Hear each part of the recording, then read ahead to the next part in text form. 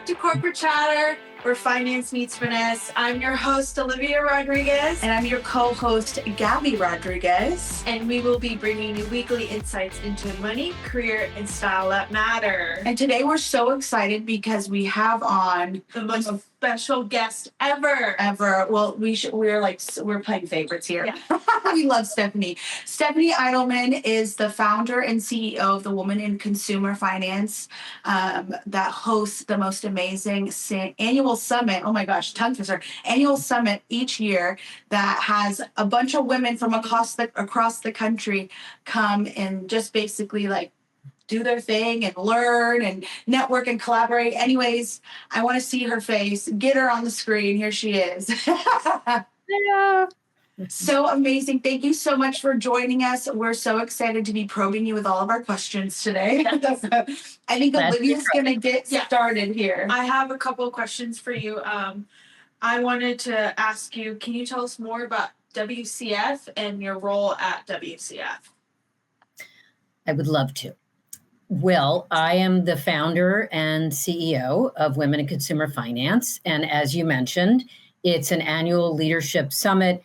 It's an experience where we have around 400 women, as you mentioned, from around the country within the consumer finance industry. It's not about consumer finance, even though that's in the name. It is just the fact that we all share a common industry, and the connections that we make are likely to then be super helpful, immediately relevant to us. But it's really a place where we can come. It's a safe space. There's no hit on at the bar. There's no exhibit hall where you have to turn around your badge, if you work at someone who everyone wants to sell to.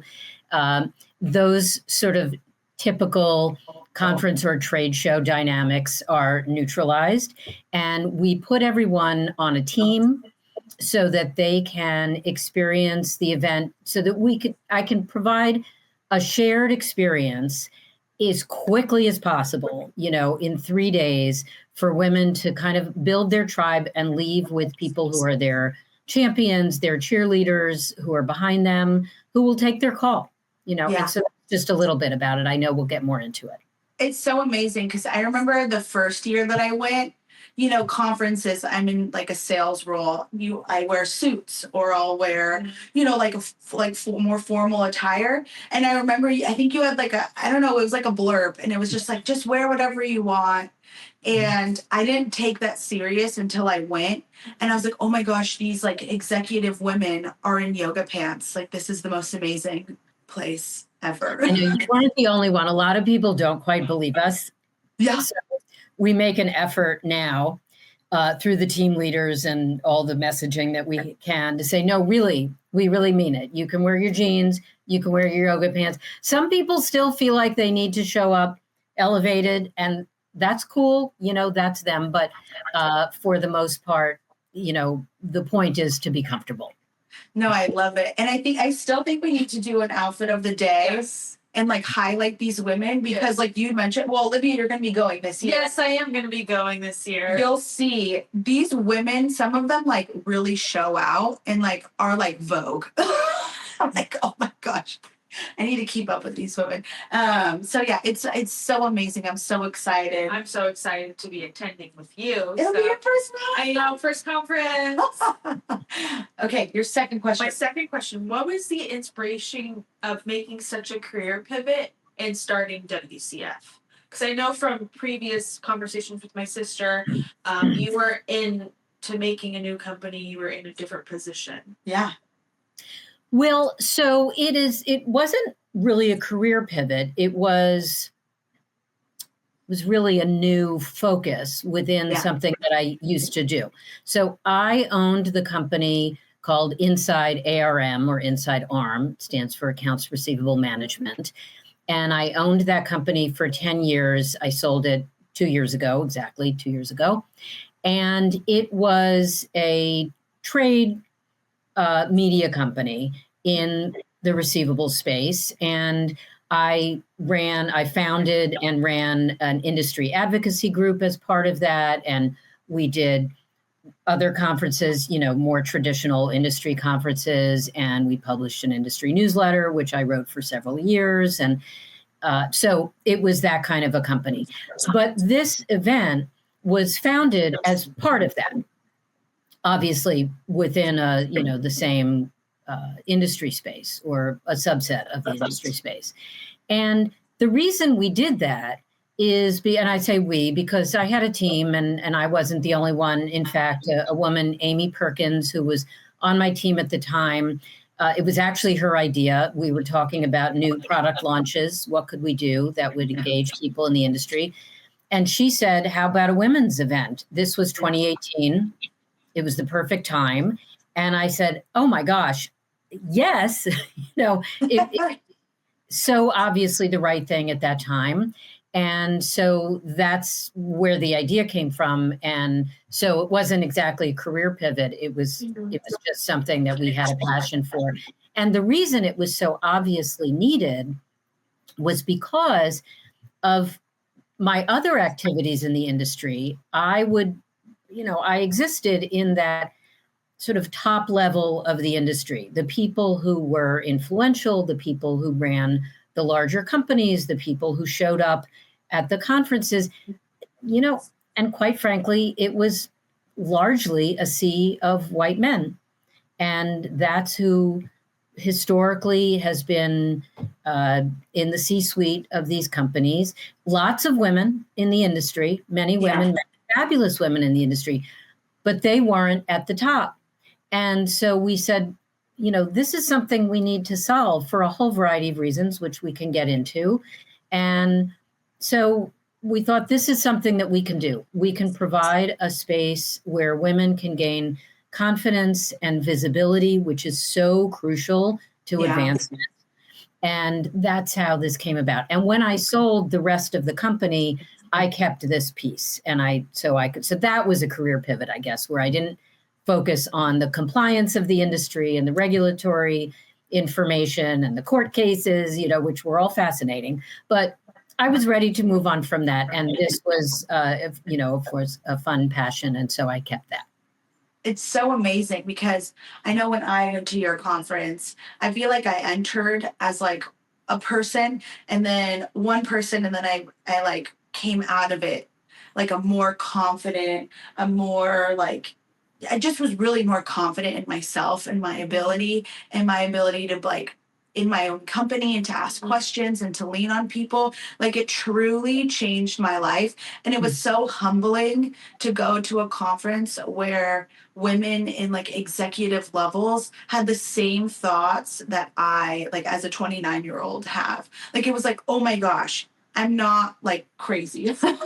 Like I'm not the only one that's having these thoughts and second guessing myself and feeling super insecure.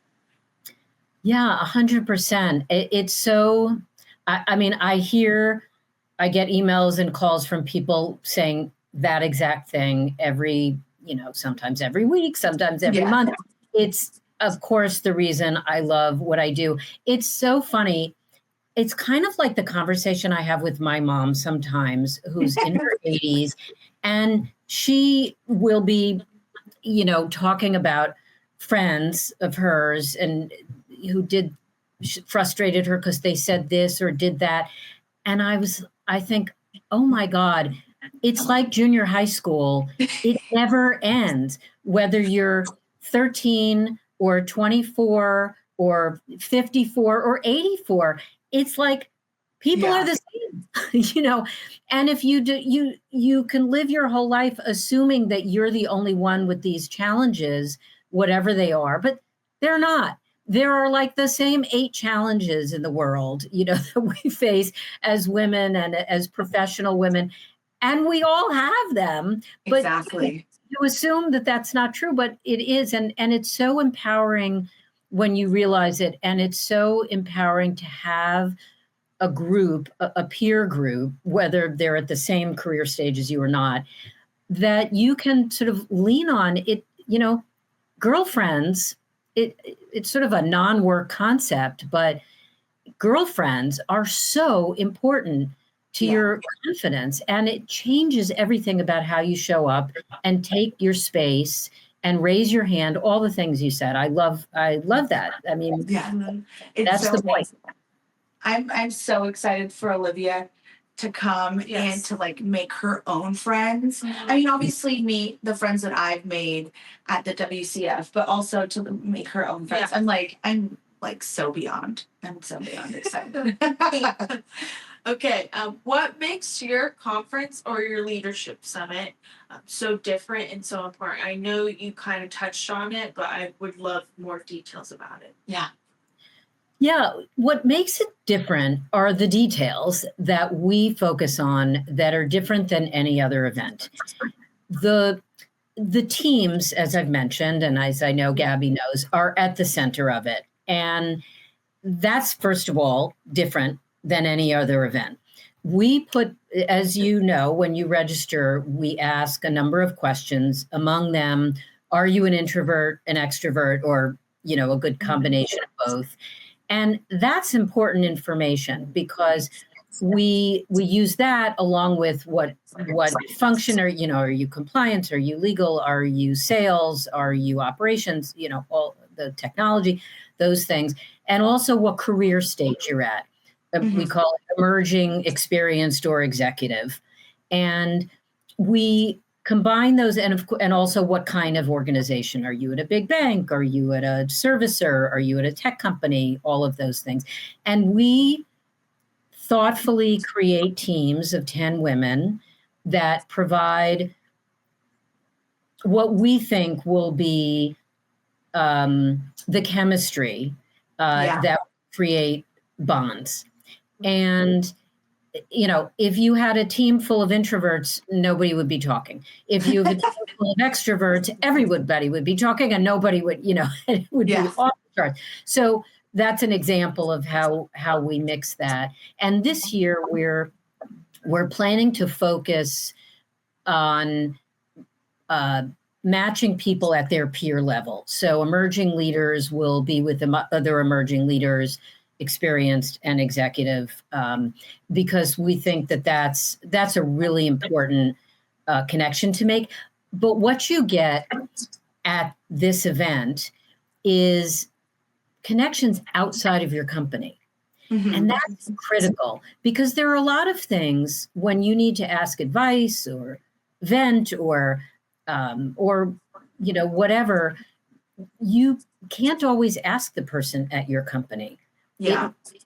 It's not appropriate, or you wouldn't want to, people feel like, well, I don't want to show that I don't know, or you're not sure of the internal politics, or, there's all kinds of good reasons to not kind of air your laundry or whatever it may be with people internally. Or also just, you may be in compliance and your boss says, and some new regulation comes up and we say, oh, how are we going to treat this? And your boss says, well, how are other companies doing it? How would you know if you don't have a good network of other people who do what you do elsewhere so you can grow? Well, thank you so much, Stephanie. You've dropped so many golden nuggets. Like insane. How are we going to edit this? I want to keep the whole thing. But thanks for tuning in on this episode of Corporate Chatter. Remember, guys, don't forget to subscribe and don't forget to hit the like button and don't forget to stay sharp and keep the chatter going. Thank you, Stephanie. Yes, thank you. Thanks, ladies. You're awesome.